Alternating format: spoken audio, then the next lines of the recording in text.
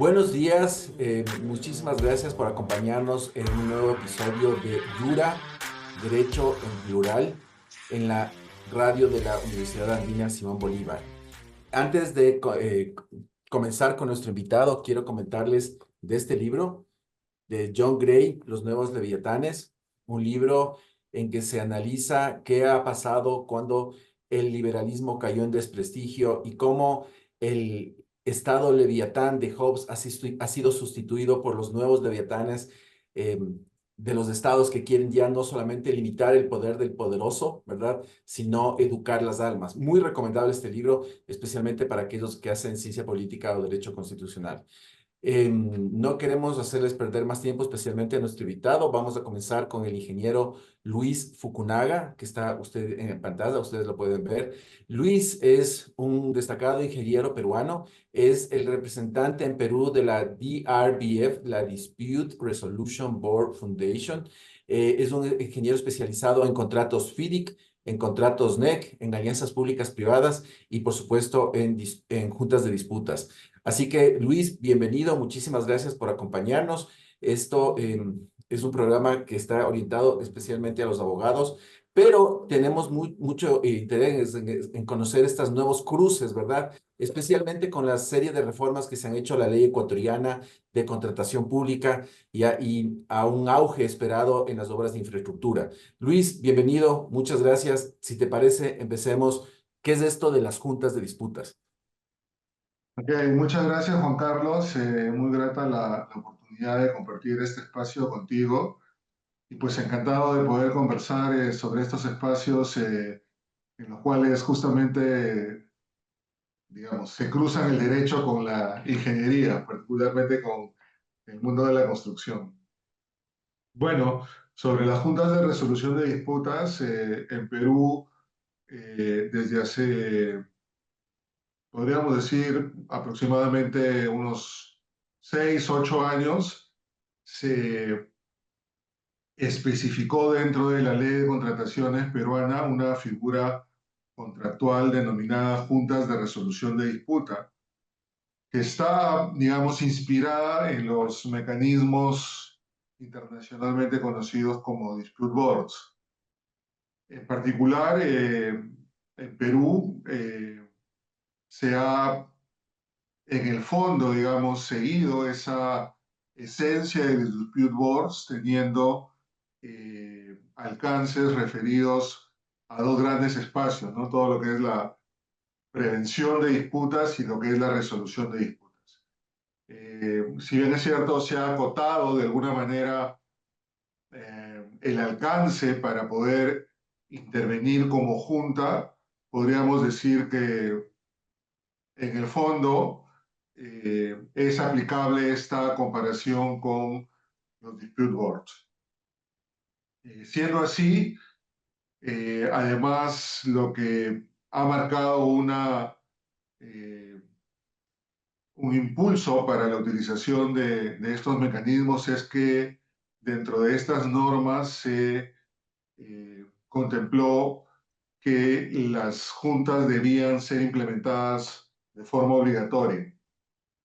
Eso ha ido cambiando un poco en el tiempo en función de los montos. Actualmente está alrededor de los 20 millones de soles, en el sentido que tendrían que implementarse de todas maneras juntas de resolución de disputa compuestas por generalmente 3 miembros.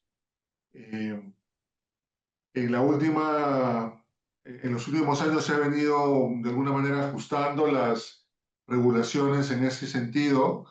Es así que hacia fines de abril de este año, justamente, no solamente en el caso de las juntas, sino en general, se formuló una nueva ley de contrataciones del Estado con una serie de cambios a diferente nivel. Y específicamente en el caso de las juntas de resolución de disputa, se llegó a cambiar el nombre incluso. Anteriormente venían conociéndose como juntas de resolución de disputa por sus abreviaturas como JRD, y a partir de esta nueva ley que entró en vigencia a fines de abril, justamente con el sentido de hacer más énfasis en la función preventiva, se incorporó dentro del nombre la P, ¿no? Y ahora se les conoce a estos mecanismos como juntas de prevención y resolución de disputas. Esto podríamos decir inspirado también en FIDIC. Como ustedes saben, en el año 2017, FIDIC justamente en esa línea, a lo que venía conociéndose como Dispute Adjudication Boards, decidió también cambiar el nombre y incorporó una nueva A dentro del término y entonces ahora se conocen como Dispute Avoidance Adjudication Board. Justamente el espacio peruano ha tomado también esa línea porque a nivel mundial la tendencia y la prioridad está en darle mucho más fuerza a todo este espacio preventivo. Luis, excelente. Una pregunta antes de avanzar. ¿Qué significa DRBF y a qué se dedica esta organización? Bueno, la DRBF es la Dispute Resolution Board Foundation, es una institución sin fines de lucro que está básicamente orientada a lo que es el uso y promoción de los dispute boards. Tiene presencia en los 5 continentes, en muchísimos países y a diferencia de otras instituciones, eh, está perfectamente enmarcada en lo que son dispute boards, ¿no? Como sabemos, y en el mundo del derecho es muy común, pues hay muchas instituciones en el espacio arbitral, ¿no? Que en muchos casos tienen parte de mediación, conciliación, propiamente arbitraje o diferentes tipos de arbitraje. La DRBF es fundamentalmente dispute boards y en todo el mundo promueve el uso e implementación de estos mecanismos, ¿no?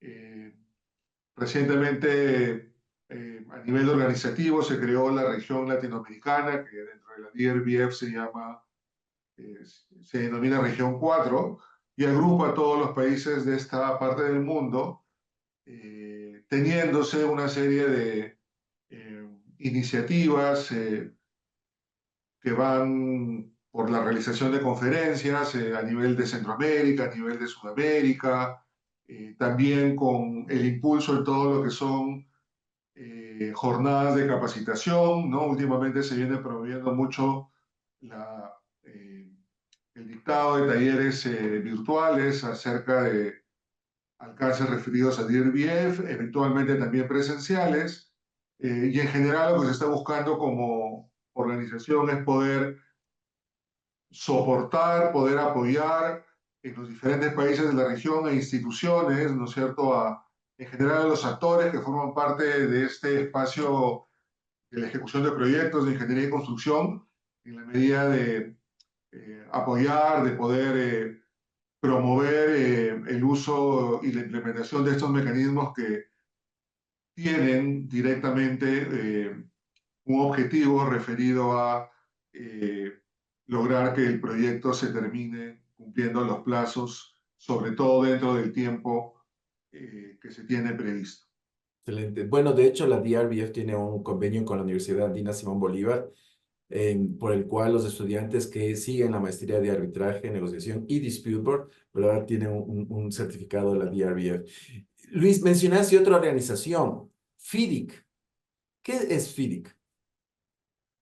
Sí, bueno, FIDIC es la Federación Internacional de Ingenieros Consultores, ¿no? Es una institución que tiene muchísimos años de haber sido constituida y que podríamos resumir está orientada a lo que son las buenas prácticas dentro del mundo de la ingeniería y construcción. En ese contexto, pues desde un inicio tuvieron línea con el hecho de poder impulsar a que los mismos ingenieros puedan escribir sus contratos y de esta manera a lo largo del tiempo se han ido generando muchas versiones que han ido directamente focalizadas a establecer mecanismos de ejecución a través de modelos contractuales para diferentes tipos de intervenciones, digamos, que se pueden dar durante la ejecución del proyecto. En ese espacio, seguramente habrán escuchado, ¿no? Hay una serie de libros que son mundialmente conocidos por Philip, ¿no? Tenemos, por ejemplo, un libro que se le llama el Red Book o el libro rojo, que está orientado directamente a proyectos de construcción, es decir, que cuando se emplea un proyecto que solamente tiene como objetivo construcción y se está buscando la utilización de contratos internacionales, pues se recurrirá al libro rojo para que nos brinde digamos, el marco contractual de ejecución. Tenemos el otro libro igualmente muy usado, que es el libro amarillo, que es en el caso de los proyectos de diseño y construcción, y el otro libro que digamos que un poco menos usado, pero que también suele tener empleo, es el de los proyectos de ingeniería, procura y construcción, los EPC, que es el libro plata o el Silver Book. Hay más libros que se han ido generando en los últimos tiempos, más especializados, pero en general, digamos que los que tienen un mayor alcance y tradición de utilización, considerando el tipo de proyecto de ingeniería que se ejecuta, son los tres que he mencionado, ¿no? El amarillo, el para diseño y construcción, el rojo para construcción y el plata para ingeniería, procura y construcción. Muchas gracias. Luis, ¿nos podrías comentar cómo fue que estos contratos, ¿verdad? El Rainbow Suit de la FIDIC, así como las juntas de disputas, llegaron a Perú? ¿Cómo fueron los primeros trabajos, las primeras obras? Y cuéntanos un poquito cómo está ahora la situación. Sí, bueno, en Perú, en todo lo que hace, a ver, ¿cuánto? 8 años, el año 2016, 2017, se comenzaron a buscar algunas formas de contratación, digamos, distintas que brindasen algún marco contractual que pudiese contrarrestar todos estos grandes problemas que son comunes en toda la región respecto a leyes de contrataciones públicas locales, ¿no? Eh, Perdón que te interrumpa. Entonces, como la ley de contratación pública en Perú no funcionaba, la gente buscó otro tipo de contratos.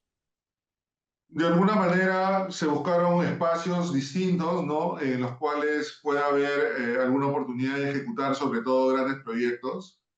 Si bien es cierto, en Perú se ha ido evolucionando con la ley local, en ese contexto precisamente es que hacia el 2016, más o menos en esos años, aparecieron las juntas de resolución de disputa dentro de los contratos públicos.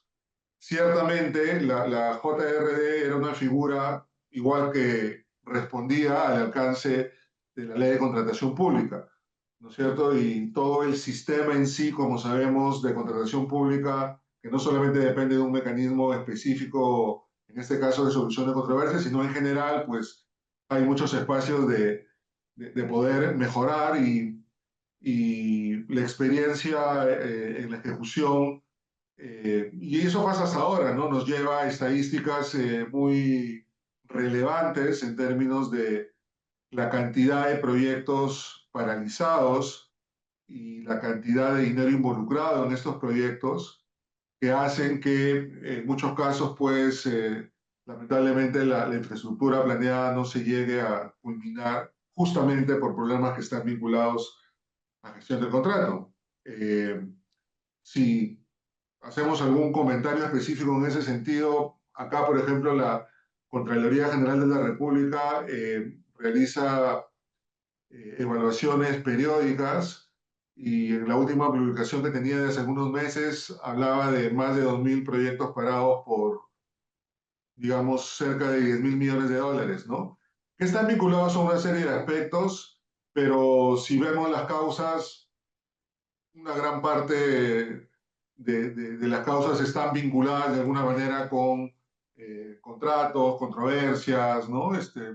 Algún tema vinculado propiamente como pueden ser eh, problemas técnicos con los expedientes de ingeniería, pero que terminan de alguna u otra manera estando siempre vinculados a estos espacios de contratación pública que pues tienen oportunidades de mejora muy importantes. Entonces, sin perjuicio de ello, y que igual en Perú podríamos decir que se ha avanzado con esta evolución que han tenido las mismas juntas de resolución de disputa en el tiempo, hacia los años 16, 17, en Perú, digamos, se tenía prevista la ejecución de obras de infraestructura para los Juegos Panamericanos, los Juegos Deportivos Panamericanos, que tenían una organización en Lima, y entonces, pues, había muy poco tiempo para poder ejecutar proyectos muy relevantes que tenían una fecha de término prevista, porque, bueno,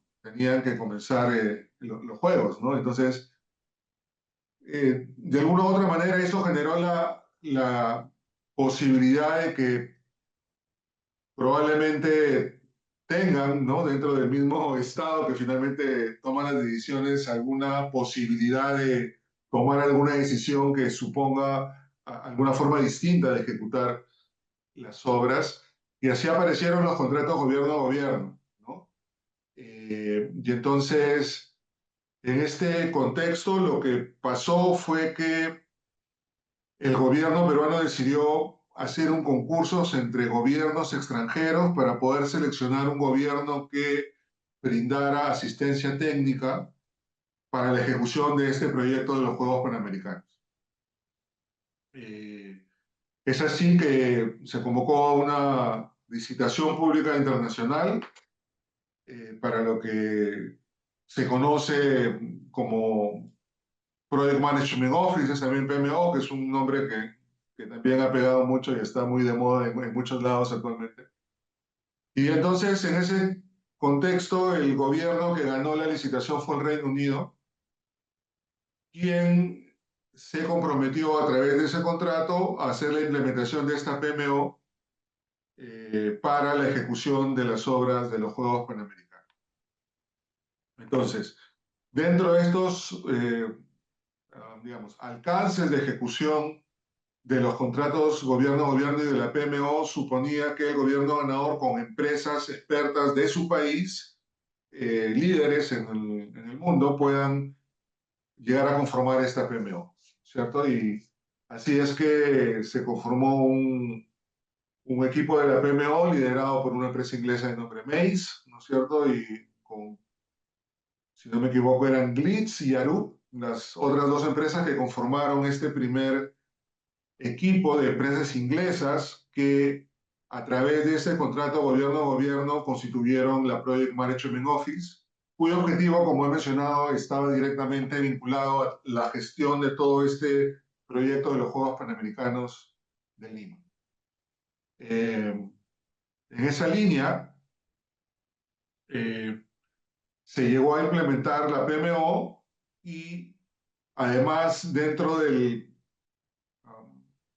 marco de ejecución establecido por el contrato gobierno-gobierno, se establecía que las obras que se iban a ejecutar no tendrían que estar bajo la ley de contrataciones del Estado peruano, que se creó como un régimen específico, y que podrían ser empleados contratos internacionales, ¿no? Que fue también uno de los aspectos principales a tener en consideración, además en línea con lo que estamos conversando. Entonces, en todo este espacio, lo que pasó fue que eh, el Reino Unido planteó la utilización de los contratos NEC. ¿Por qué NEC y por qué no FINIC? ¿No es cierto? Que a veces hay preguntas que suelen hacerse. Bueno, en el mundo los contratos más usados de lejos son los contratos FIDIC. Los FIDIC están en todo el mundo. Los NEC básicamente tienen una presencia en el Reino Unido y en algunos países que tienen cercanía y vinculación con el Reino Unido, pero en general en el mundo la utilización de contratos internacionales va muy por encima por el lado de FIDI. En Perú, la coincidencia fue de que, o la situación fue que efectivamente quien ganó el contrato gobierno a gobierno fue el Reino Unido. Entonces, como en el Reino Unido se usa los contratos NEC, pues se dio el impulso para que cuando se iba a tomar la definición del tipo de contratos internacionales a emplear, pues se pusiera en la mesa la utilización de los contratos NEC. Y así fue que además se marcó la introducción de los NEC en Perú, porque antes de los Juegos Panamericanos no habían obras en Perú ejecutadas bajo contratos NEC, sí bajo contratos FIDI, probablemente no en una cantidad muy relevante, pero sí como pasa en Ecuador, en otros países, porque como ustedes saben, digamos, los organismos multilaterales que financian la ejecución de proyectos en el mundo, generalmente cuando brindan este respaldo económico, buscan que los gobiernos a los cuales les están prestando el dinero o las entidades públicas, pues se comprometan a emplear contratos internacionales. Y generalmente son los FIDI. De hecho, que hay convenios de la banca multilateral en el mundo, del Banco Mundial, del BID, etcétera, con FIDI que datan de hace muchísimo tiempo atrás. Y por esa razón es que a lo largo del mundo vamos a encontrar muchos proyectos que son ejecutados con contratos internacionales FIDI. ¿Ok? Bueno, pero en Perú, volviendo al caso peruano, se dio esta situación con ocasión de la ejecución de este gran proyecto de los Juegos Panamericanos, y pues se hizo la introducción del contrato gobierno a gobierno, de la figura de la PMO para gestionar el proyecto, del concurso internacional que fue ganado por el Reino Unido, de la utilización de un contrato internacional que, como les he comentado, pues fue el contrato NET propuesto, y así terminó haciéndose la introducción de los NEC en Perú y a través de los G2G o los contratos gobierno-gobierno. Ahora, el siguiente paso dentro de esta cadena, y Luis, perdóname, sí, antes de ir al segundo paso, quisiera hablar un ratito de esto. A ver, entonces, para entenderte bien, hubo una circunstancia especial en Perú que fue la necesidad o la urgencia de terminar las obras para los Juegos Panamericanos. Entonces, el gobierno hizo una licitación internacional para otros países, no para empresas, sino para otros países, para estados, gobiernos de otros países, por lo cual, ¿qué les pidió a estos países? el objeto de la contratación era buscar asistencia técnica para la ejecución del ¿No proyecto. préstamos? ¿No préstamos No, para no hacer? préstamos. No. Mira, qué interesante. Ese es un tema bien importante diferenciar, y qué bueno que lo preguntas, porque cuando se habla de contratos gobierno a gobierno, una de las cosas primeras que se nos viene a la mente es que el país que gana va a ser el que financie las obras, y absolutamente no hay ninguna vinculación. El país que gana recibe un pago por la implementación de una PMO, ¿no? Y una PMO es una oficina, Project Es una Management. oficina de gestión de proyectos, ¿no? Ya, ¿y de dónde se alimentan los fondos para esa oficina? Fondos públicos, puros y duros. Mira tú. O sea, eran fondos públicos del presupuesto del Estado peruano que Sí, sí, destinaba sí. pero ¿cómo lograron salirse de la Contraloría General del Estado? No creo que se haya logrado salir, más bien ha sido como que, bueno, depende cómo uno lo nombre, Ah, pero claro. por eso se creó el G2G, porque era como un régimen específico, ¿no es cierto? Y dentro de ese Mm. régimen específico, pues habían esas posibilidades de actuación sin ejecutar proyectos con la ley de contrataciones peruana. Y supongo que ya yendo un poco más al detalle, con algunas actuaciones de Contraloría, pero no directamente vinculadas al espacio tradicional de contratación pública, ¿no? Qué interesante. Entonces, bueno, luego ganaron estas empresas, Maze, Glitz y la otra que no me acuerdo, Arup. Arupo, ¿verdad? Y ellas lo que hicieron fue administrar las obras. No, bueno, eh, estas empresas conformaron la Project Management Office, ¿no? Ya. La oficina de gestión del proyecto. Ahora, esta oficina de gestión del proyecto se encargaba de brindar asistencia directa de ejecución, ¿no? A la par, han habido muchas situaciones distintas, pero digamos que conceptualmente a la par había una entidad local encargada de la ejecución, ¿ok? Y entonces, Un empresario peruano ejecutaba. no, no, una de la parte pública, Ah, ok. ¿no? La parte pública dentro del G2G asignaba o una instancia o una entidad o subentidad pública de algún ministerio con expertise en la ejecución de proyectos para que por la parte del Estado también esté vinculada dentro de este G2G, ¿no es cierto? Y la PMO entraba y había un trabajo conjunto para poder gestionar la ejecución del proyecto, ¿no? Digamos que en resumen podría entenderse así, más allá de las variantes que pueden haber hacia el interior. Claro, claro. Pero en resumen, tenemos el contrato gobierno-gobierno, que, bajo el cual se implementa una oficina de gestión de proyectos que trabaja con, con un equipo local y que se conforma en una instancia encargada de poder ejecutar las obras, ¿no es cierto? Como desarrollando licitaciones públicas internacionales para lo que es el diseño, para lo que es la construcción, o eventualmente el mantenimiento, y siendo la entidad que hacía la contraparte de los contratistas, ¿no? Qué interesante. Muchas gracias por la aclaración. Y esto más o menos, desde esa época, ¿tienes idea cuánto dinero ha logrado que se invierta en obra pública en Perú? Eh, a ver, no estoy seguro si de repente igual se hubiera podido ejecutar el mismo volumen de obra pública, ¿no es cierto? En todo caso, el espacio es que con estas formas de ejecución contractual de los contratos G2G, con esta forma de poder gestionar los proyectos, seguramente las probabilidades de tener éxito son mayores, ¿no? Mira, Y de que no hayan estas paralizaciones. De hecho, que en el caso específico de los Panamericanos fue todo un éxito, ¿no es cierto? Las obras se terminaron a tiempo, contra todo pronóstico, y, y pues además fueron hechas con una calidad tal que los Juegos Panamericanos de Lima fueron reconocidos internacionalmente y premiados porque fue, digamos, un ejemplo de cómo poder lograr la construcción de infraestructura de calidad en poco tiempo y que responda a todos los estándares internacionales. Entonces, desde el punto de vista de la calidad y de la satisfacción, no solamente para todos los deportistas, sino para todos los que fueron o los que fuimos a los Juegos, fue un impacto muy grande a Perú que lo dejó la imagen muy bien posicionada de Perú en ese contexto, ¿no? Justamente a raíz del éxito de este espacio, evidentemente, como en todo lado, pueden haber siempre algunas críticas, ¿no? Algunas personas o algunos grupos de interés, para decirlo correctamente, decían, ok, se acabó a tiempo, pero costó más.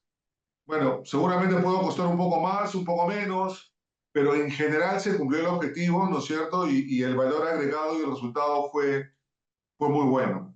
Ahora, otro de los temas bien importantes también a resaltar es que en la región pues tenemos muchos problemas de corrupción, ¿no es cierto? Y el mundo de la ingeniería y la construcción lamentablemente es afín a ello.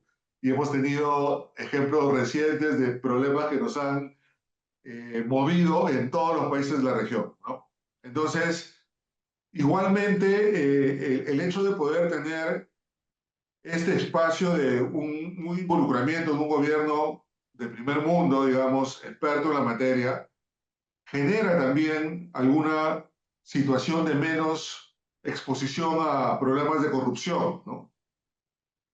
Conceptualmente y de manera general, si es que hay un interlocutor que además no solamente son empresas, sino es un país que está firmando y brindando su nombre como país, y hay mecanismos, en principio y por sentido común suena que algún espacio de corrupción va a ser menos probable que una situación de ejecución pura y dura, pública, ¿no es cierto? Como nos pasa y con problemas que pasa el tiempo y por ahí siguen apareciendo, ¿no?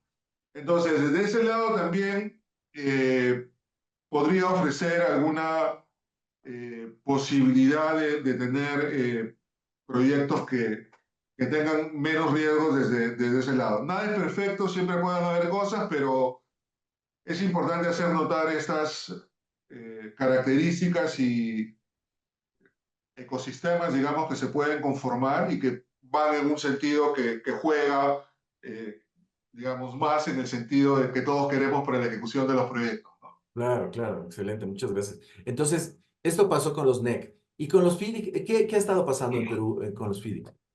Ahora, tradicionalmente, como dije, y como pasa en el mundo, los FIDIC llegan a través de esta exigencia que hacen los organismos multilaterales que financian proyectos en el mundo para la ejecución de sus proyectos, ¿no?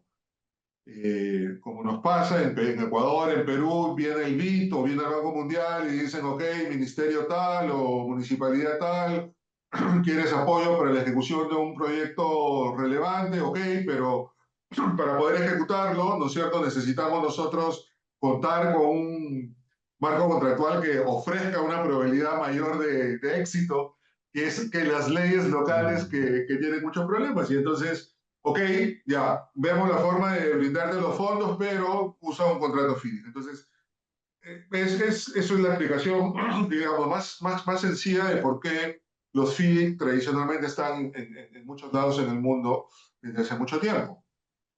Y en Perú ha pasado eso, ¿no? O sea, probablemente dependiendo del tipo de gobierno ha podido haber mayor o menor apertura para eh, financiamiento de multilaterales y eso ha podido marcar que puedan haber más o menos proyectos con contratos FIDI. Pero bueno, igual estamos hacia el 2010, con Lima 2019, ¿no? Con los Panamericanos, fue muy exitoso. Entonces, otra situación que pasó en Perú fue, y probablemente Ecuador también se ve afectado con el fenómeno del Niño del año 2017, ¿no? Donde hubo en el norte de Perú mucha, sobre todo mucha destrucción de infraestructura por todo el impacto del fenómeno del Niño. Y en Perú se generó pues la necesidad de poder reconstruir mucha infraestructura que había sido dañada, ¿no? Entre, no sé, pues defensas ribereñas, sistemas de drenaje, e incluso directamente con todo un espacio de hospitales y colegios que habían tenido mucho daño con el fenómeno del niño. Entonces, se agrupó, se agruparon una serie de proyectos que sumaron varios miles de millones de dólares, y se creó una instancia pública que se le llamó en su momento Autoridad de Reconstrucción con Cambios. Ahora, en esa línea, para la ejecución de este megaproyecto, digamos, también, y recogiendo la experiencia de los panamericanos, se siguió un poco esa línea para la ejecución de este nuevo gran proyecto. Y nuevamente se repitió la misma historia, digamos, ¿no? El gobierno decidió lanzar un nuevo concurso internacional para, entre países para que se adjudique el país que sería a cargo de la implementación de la PMO. qué excelente, ¿no? Eh, Perdóname, ¿y esto está en sí. la ley de contratación pública en Perú, la posibilidad de hacer estas PMOs? ¿O cómo apareció este proyecto, esta idea tan inteligente, ¿no? A ver, ahora dentro de en su momento entiendo que han buscado la forma legal, tus colegas, los abogados, de poder encontrar la forma de que pueda haber esta ejecución y fundamentalmente el concepto era de que yo creo un régimen, digamos, especial a través de un contrato gobierno y lo blindo, ¿no es cierto? Y lo encapsulo de tal manera de poder generar un espacio de ejecución.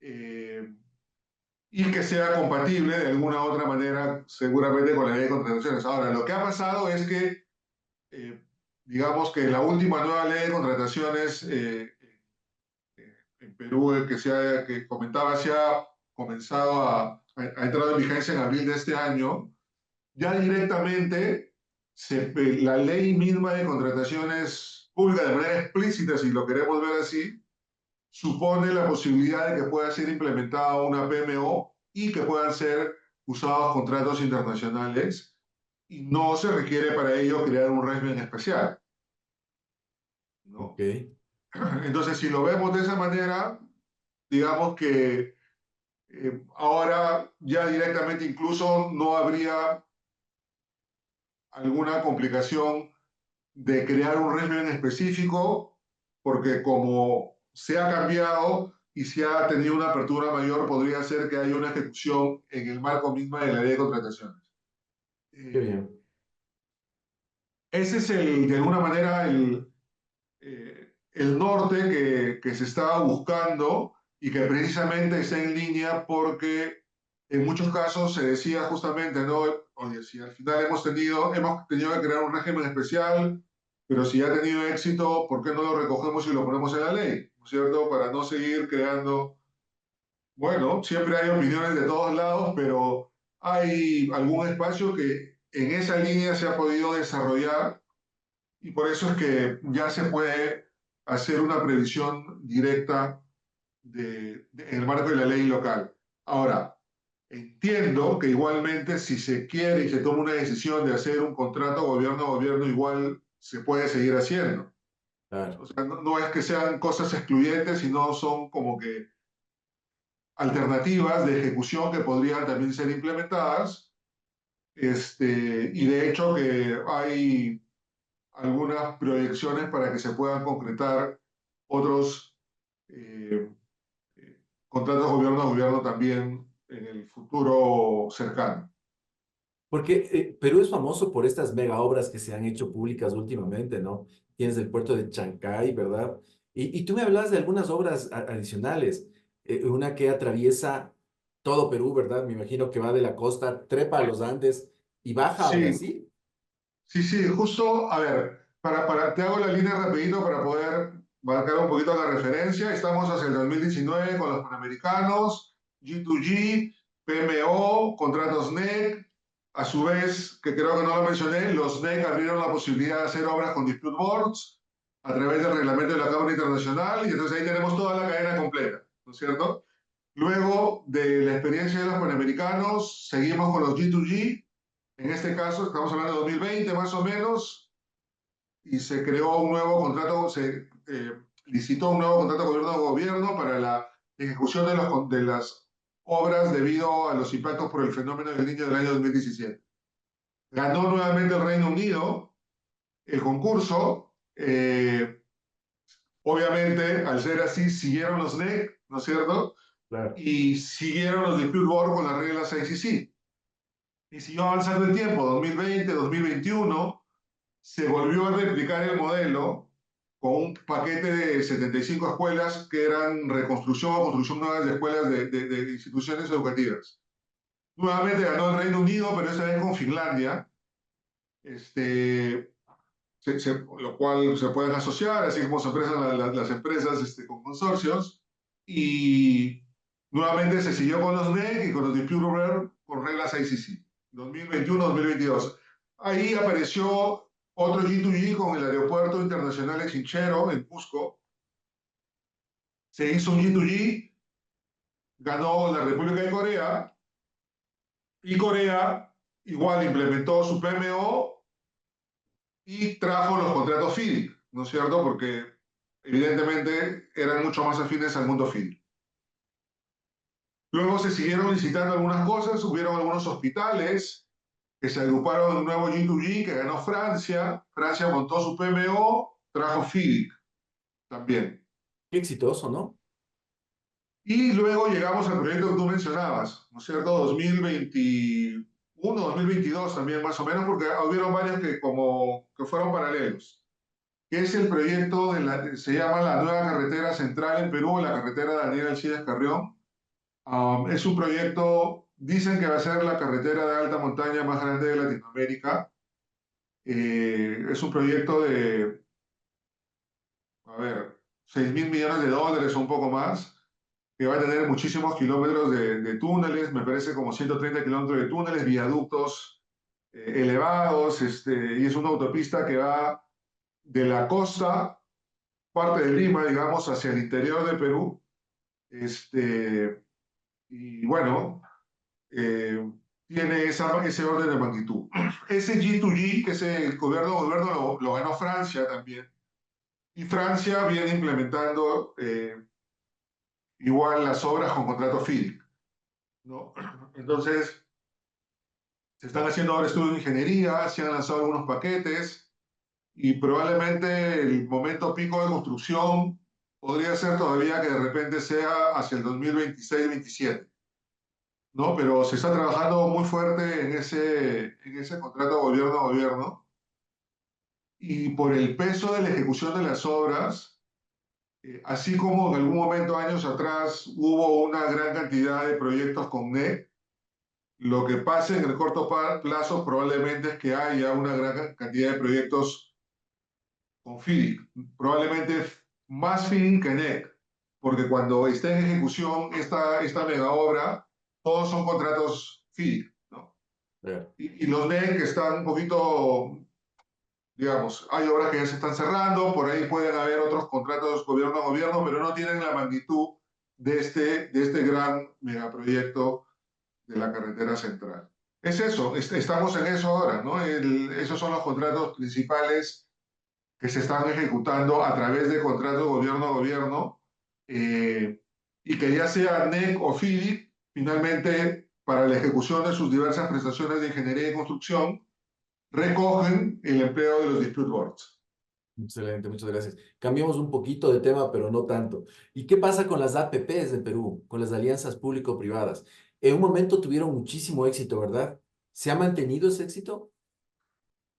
Sí, bueno, creo que en general se podría decir que a raíz de todos los problemas de corrupción, ¿no es cierto?, con Odebrecht, que sacudieron a toda la región, y el mundo quizás, Claro, claro. es que hubieron algunos impactos directos en las APPs, ¿no? Eso, digamos, hacia el 2015, 2016, 17 más o menos, donde estallaron estos problemas.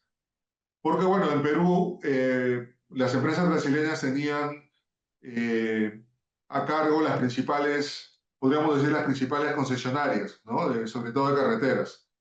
Y entonces, ante todo lo que ocurrió, pues hubo un impacto directo en las empresas, y claro, al tener una vinculación directa con el sistema de APPs, una cosa llevó a la otra. En verdad, cualquier sistema por sí mismo no es corrupto, ¿no es cierto? Claro, Serán claro. las empresas o incluso las personas de las empresas, ¿no? Ni siquiera a veces todas las empresas.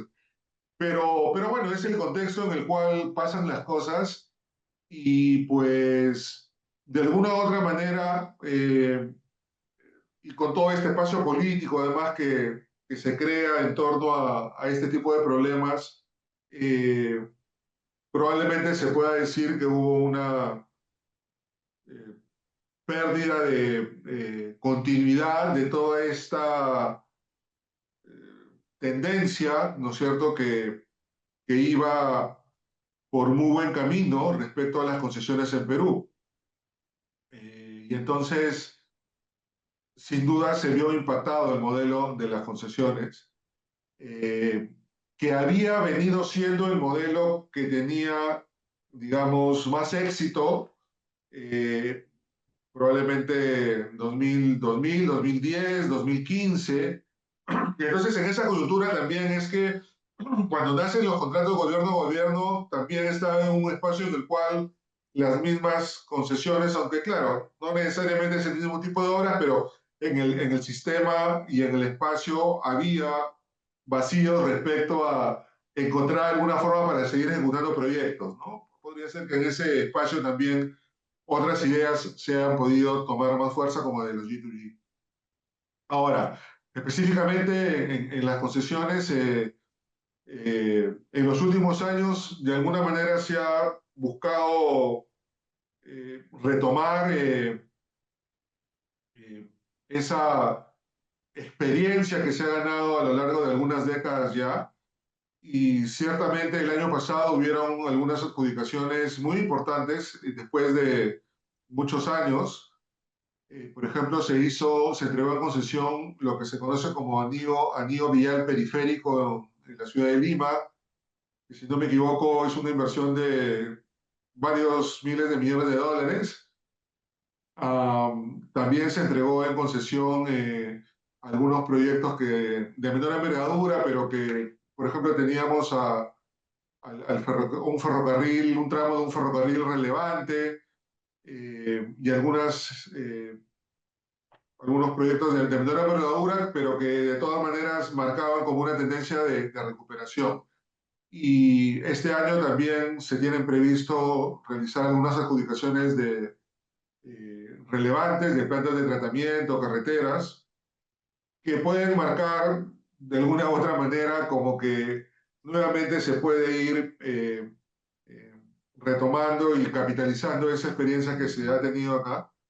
Eh, por ejemplo, en Perú ahora se está hablando mucho de las líneas de metro. En Perú la línea uno está construida, la línea 2 está en ejecución. La línea uno fue construida, el diseño y la construcción fue obra pública y se concesionó la parte de operación y mantenimiento. La línea 2 se constituyó eh, la concesión para todo, ¿no es cierto?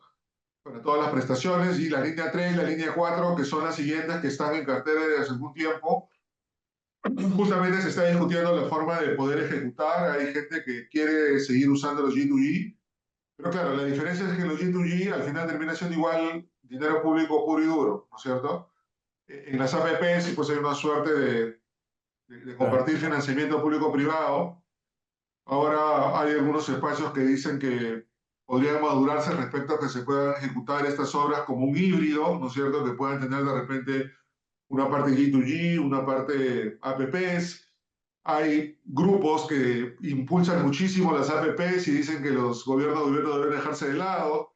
Hay otros grupos que dicen que más bien es al revés. Bueno, en realidad el reto siempre es encontrar algún espacio y tomar lo mejor de cada modelo si se puede, pero siempre estar en un espacio que pueda llegar a concretar la ejecución de las obras.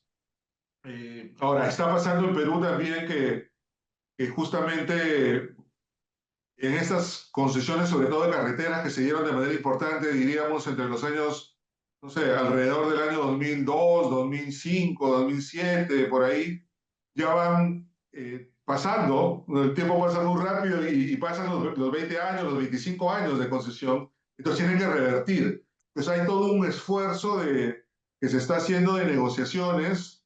Los concesionarios plantean que se les renegocie la continuidad, pero ciertamente no hay una obligación del Estado Claro.